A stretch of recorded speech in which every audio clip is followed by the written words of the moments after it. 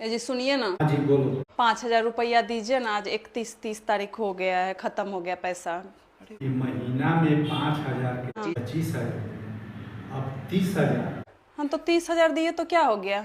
30,000 monthly खर्चा भी है ना। हिसाब दे दो। कौन हिसाब सा हिसाब? हाँ तो 30,000 का हिसाब दे दो। हिसाब तो उतना याद भी नहीं है और लिख के भी नहीं रखा है, तो ले लो ना, उसमें क्या है? आपको 40,000 का हिसाब मैं दे दूंगी तो आप तो 30,000 बोल। 5,000 रूही के स्कूल में। अच्छा 5,000। हाँ।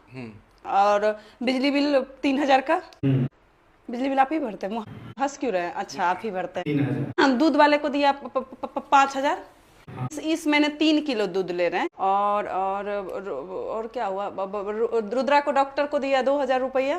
वो भी हम भी दिए थे। अच्छा आप ही दिए थे। और कहाँ खर्चा किए?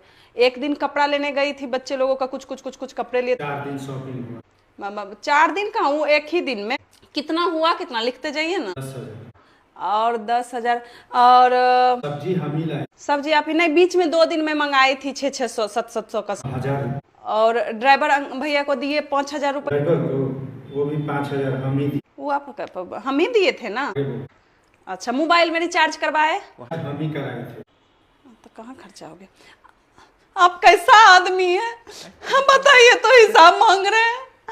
आप क्या 1,000 टका महीना कमाते हैं? आज तक मैंने आपसे हिसाब मांगा, लेकिन बीवी कहाँ खर्चा कर करके मर जाए, लेकिन हिसाब मांग रहे हैं, बताइए तो। रोने धोने से नहीं होगा, हमें 30,000 का हिसाब चाहिए। फंस गया, डॉक्टर को भी दवाई नहीं लगा रहे हैं। हम ये बोल रहे थे, अगर आपसे हम हिसाब मांगेंगे तो आप कहाँ जाइएगा? एक अबला नारी कहाँ जाए? पति अगर हिसाब मांगे तो बताइए, जवाब दीजिए हमको। तू अबला नारी है? तू तो एकदम खबला नारी है।